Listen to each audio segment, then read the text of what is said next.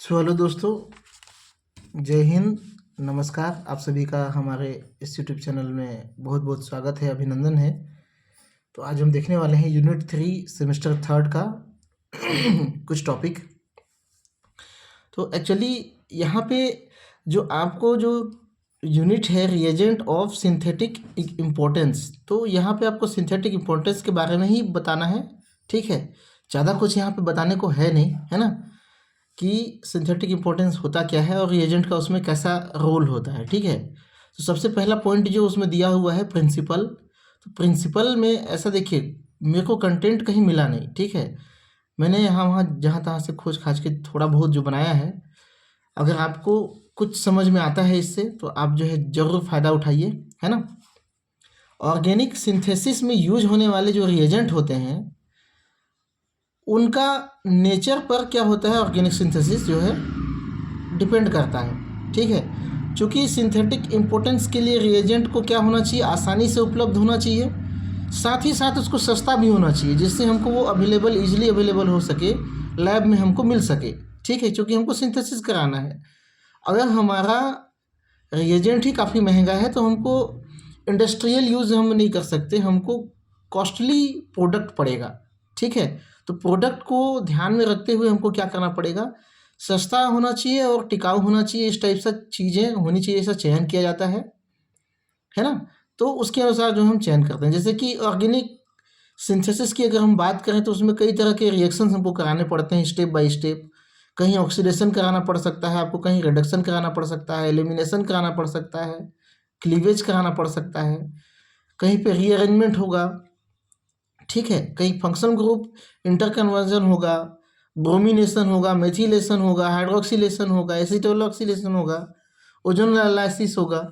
तो इन सारी चीज़ों को कोई भी, अब एक ही रिएजेंट सबको सेटिस्फाई नहीं कर सकता, सबके लिए अलग अलग रिएजेंट होते हैं। ये सब भी आप यहाँ पे लिखो, है ना। हर प्रोसेस के लिए अलग अलग रिएजेंट होते हैं। ऑक्सीडेशन के लिए ऑक्सीडेटिव एजेंट होंगे, रिडक्शन के लिए रिडक्टिव एजेंट होंगे। ठीक है, एलिमिनेशन के लिए कोई लाइट या फिर हीट का स्पेशल उपयोग करना पड़ेगा।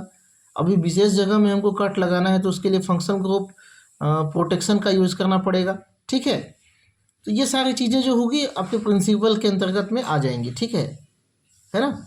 आप इसको डिटेल कर सकते हो ना, आप इसको डिटेल करो, है ना, डिटेल करो ऑर्गेनिक सिंथेसिस में होता क्या क्या है उसके हिसाब से। तो what are synthetic reagent, synthetic reagent किसे कहेंगे, ये भी आपके प्रिंसिपल के अंतर्गत ही आएगा। क्योंकि ऑर्गेनिक सिंथेसिस हमको कराना है तो अगर कोई केमिस्ट किसी रिएजेंट को, किसी केमिकल को यूज़ करता है तो वो क्या कहलाएगा, सिंथेटिक रिएजेंट कहलाएगा। ठीक है, सिंथेटिक रिएजेंट या रिएक्टेंट भी कह सकते हो आप इसको। ठीक है, they are the key compound, ये क्या होते हैं, मुख्य कंपाउंड होते हैं, use for transforming functional group. Functional group में ट्रांसफॉर्म करने के लिए, जैसे हमको कोई कोई बड़े मॉलिक्यूल में एल्डिहाइड चाहिए तो हमको कोई एल्डिहाइड तो लेना पड़ेगा, और जो बड़ा मॉलिक्यूल होगा उसका फ्रेगमेंट भी लेना पड़ेगा। अब ये कहाँ से तय होगा, ये रेट्रोसिंथेसिस से तय होता है। आप यहाँ पॉइंट भी डाल सकते हो कि तय कहाँ से होगा कि हमें कौन सा मॉलिक्यूल लेना है। तो हम यहाँ पे रेट्रोसिंथेसिस को पूरा डील कर सकते हैं। प्रिंसिपल में आप रेट्रोसिंथेसिस डाल दो। ठीक है, मैंने रेट्रोसिंथेसिस का वीडियो ऑलरेडी बनाया है, रेट्रोसिंथेसिस होता क्या है। तो यहाँ पे मैं थोड़ा सा बता दूँ, सिंथेसिस में जो हमारा टारगेट मॉलिक्यूल होता है, उस टारगेट मॉलिक्यूल को ईजिली सिंथेसाइज करने वाले पॉइंट पे कट लगा के, है ना, छोटे छोटे मॉलिक्यूल द्वारा कट लगा के हम सिंथोन्स में कन्वर्ट करते हैं, जिन सिंथोन्स के सिंथेटिक इक्विवेलेंट से सिंथेटिक इक्विवेलेंट से क्या करेंगे, हम सिंथेसिस का काम कर सकते हैं। ये एक काल्पनिक वे होता है ना, काल्पनिक वे होता है जिससे, जिसको कि हम अपने विवेक से, अपने एक्सपेरिमेंटल आइडियाज़ को लेकर हम रेट्रोसिंथेसिस कराते हैं। ठीक है, तो इतनी सारी चीज़ें क्लियर हो गई। यहाँ पे रेट्रोसिंथेसिस आप ऐड कर लेना।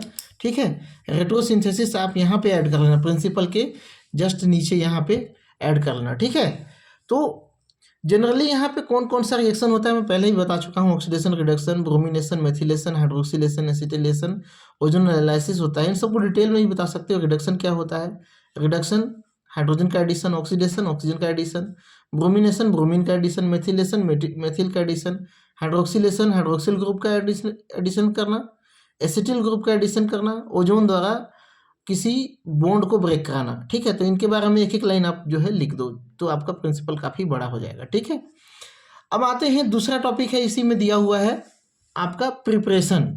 ठीक है, प्रिपरेशन का मतलब क्या है? देखो, प्रिपरेशन मतलब किसी चीज़ को तैयार करना, तैयारी करना, है ना। तो हमारा रिएजेंट ऐसा होना चाहिए जो आसानी से रिएक्ट कर सके। इन रिएजेंट को ऑर्गेनिक कंपाउंड चाहे दूसरे एलिमेंट के साथ में रिएक्ट करके, कॉम्बिनेशन करके या रिएक्शन के द्वारा बनाया जाता है, इस तरह से प्रिपेयर किया जाता है। ठीक है, मेटल जो है जनरली इलेक्ट्रोपॉजिटिव होते हैं, आपको मालूम है, और उसके साथ जो भी जुड़ा होगा, इलेक्ट्रोपॉजिटिव एलिमेंट के साथ जो भी जुड़ा होगा, ऑर्गेनिक कंपाउंड हो या इनऑर्गेनिक कंपाउंड हो, वो क्या होगा, इलेक्ट्रोनेगेटिव होगा। तो इलेक्ट्रोपॉजिटिव और नेगेटिव मान के चलो, ये हो गया आपका NaCl की बात करते हैं हम यहाँ पे। साधारण सा एग्जांपल लेके देखते हैं, NaCl।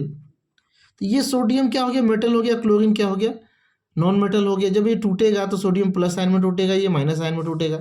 अब क्लोरीन के लिए किसी के साथ में रिएक्शन करना आसान हो गया, जैसे H2 है यहाँ पे, तो ये क्या बना लेगा, HCl बना लेगा। ये सब रिएक्शन आप जानते हो। इस तरह की रिएक्शन यहाँ पे होती हैं। मेटल का जो क्या बोलना चाहिए, रिएजेंट होंगे, मेटल जो हम पढ़ने वाले हैं यहाँ पे, ग्रुप फर्स्ट और ग्रुप सेकेंड का। ठीक है, तो उसमें क्या होता है, एक्चुअली इलेक्ट्रोनेगेटिविटी डिफरेंस होता है, जिससे ऑर्गेनिक या फंक्शनल ग्रुप जहाँ पे क्लीव होने होता है ना, उसमें मदद मिलती है। ठीक है, तब मेटल रिएजेंट को क्या कर सकता है, कैटालाइज कर सकता है। मतलब मेटल कैटालाइज क्यों कर रहा है, क्योंकि ये जो है सामने वाले को दे रहा है। ठीक है, ये मेटल क्या कर रहा है, सामने वाले को रिएक्ट करने के लिए दे रहा है, क्योंकि खुद इलेक्ट्रोपॉजिटिव है ना, इलेक्ट्रोपॉजिटिव नेचर का है। इसलिए किसी दूसरे कम इलेक्ट्रोपॉजिटिव नेचर या अधिक इलेक्ट्रोपॉजिटिव नेचर के साथ, इधर अधिक इलेक्ट्रोपॉजिटिव नेचर के साथ में क्या करेगा, ये क्लोरीन जुड़ना चाहेगा।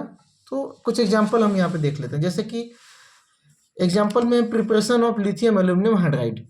लिथियम एल्यूमिनियम हाइड्राइड में लिथियम भी है, एल्यूमिनियम भी है और हाइड्रोजन भी है। तो हमको इस यूनिट में लिथियम के बारे में पढ़ना है, तो मैंने इसी का एग्जाम्पल लिया। काफ़ी इंपॉर्टेंट एग्जाम्पल है। ये क्या कराता है, ये रिडक्शन का काम कराता है। आप इसको एक दो लाइन लिख दो, रिडक्शन का काम कराता है ऑर्गेनिक सिंथेसिस में। ठीक है, प्रिपेयर कैसे करेंगे, फॉर लिथियम हाइड्राइड सफ़ेद क्रिस्टल के सफ़ेद पाउडर के फॉर्म में मिल जाता है।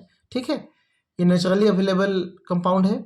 इसका रिएक्शन एल्यूमिनियम ट्राइक्लोराइड के साथ में अगर हम कराते हैं, तो ये कंडेंसेशन रिएक्शन देता है, कंडेंसेशन नहीं, रिएक्शन देता है, और क्या बनाता है, लिथियम एल्यूमिनियम हाइड्राइड बनाता है। ठीक है, और ये क्या करेगा, 3LiCl जो है बाहर निकल जाएगा। 3 क्लोरीन यहाँ से, 3 लिथियम यहाँ से, 1 लिथियम यहाँ आ गया, 4 हाइड्रोजन है, तो 4 हाइड्रोजन, एल्यूमिनियम कितना है, 1 है। ठीक है, ये हो गया। ग्रिग्नार्ड रिएजेंट काफ़ी फेमस रिएजेंट है, आपने BSc थर्ड ईयर में पढ़ा होगा ग्रिग्नार्ड रिएजेंट के बारे में। BSc में पढ़ा होगा, पता नहीं थर्ड ईयर में आई थिंक। तो यहाँ पे क्या होता है, RMgX CH3MgBr, है ना। एग्जाम्पल क्या हो जाएगा, CH3MgBr। इसी के बारे में काफ़ी पढ़ा होगा आपने, कैसा रिएक्शन देता है, कैसे बनाते हैं, मेथड ऑफ प्रिपरेशन आप वहाँ से उठा लो। RXMg के साथ में ईथर की उपस्थिति में इसको हम काफ़ी देर तक कंडेंसेशन कराते हैं, तब क्या होता है, हमको RMgX जो है मिलता है। ठीक है, तो आप वहाँ से मेथड को यहाँ पे लिखना। ठीक है, आप BSc की बुक लो, है ना, खोजना वहाँ पे, मेथड को आप यहाँ पे लिखना। ठीक है, ये आपका प्रिपरेशन मेथड हो गया। ठीक है, इसी टाइप से ऑर्गेनोजिंकेट कंपाउंड RZNX, ऐसे ही CH3ZNBr कर सकते हो यहाँ पे। सेम टू सेम यहाँ भी वही रिएक्शन है, सेम टू सेम वही प्रोडक्ट है, बस मेटल यहाँ पे क्या हो गया, चेंज हो गया। X की जगह पे क्या लेना है आपको, हेलोजन लेना है, और R की जगह में एल्किल लेना है। आपके सिलेबस में जो है बहुत सारा यहाँ पे दिया हुआ है। लिथियम, ये M जो है, ये Mg है, मैग्नीशियम। ठीक है, Hg कैडमियम, जिंक, सेलेनियम। तो इन सब के जो ऑर्गेनोमेटलिक कंपाउंड है, उनके प्रिपरेशन को आप यहाँ पे लिखोगे। ठीक है, उनके प्रिपरेशन को क्या करोगे, यहाँ पे लिखोगे। साथ ही साथ ट्रांजिशन मेटल के भी एग्जांपल यहाँ पे दे सकते हो, chromium, rhodium, cobalt, iron, nickel, Raney nickel, है ना, पैलेडियम, कापर, टाइटेनियम। तो इन सब के एग्जांपल भी आप यहाँ पे दे सकते हो प्रिपरेशन में। नेक्स्ट हम देखेंगे property and application of the following reagent in organic synthesis with mechanistic detail. किसका देखना है? ग्रुप फर्स्ट और group second metal, organic metal lithium, magnesium, Hg, cadmium, zinc और सेलेनियम। तो हमको मेनली इसको देखना है, ठीक है। ये इतना लंबा लिखा हुआ है, उसमें हमको क्या देखना है?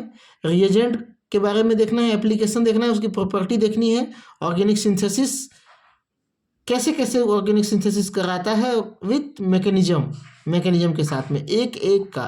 तो ये काफ़ी एक एक जो यहाँ पे है ना, ये एक एक वीडियोस इसका बनने वाला है, ठीक है। एक एक वीडियोस आने वाला है 10-10 मिनट का।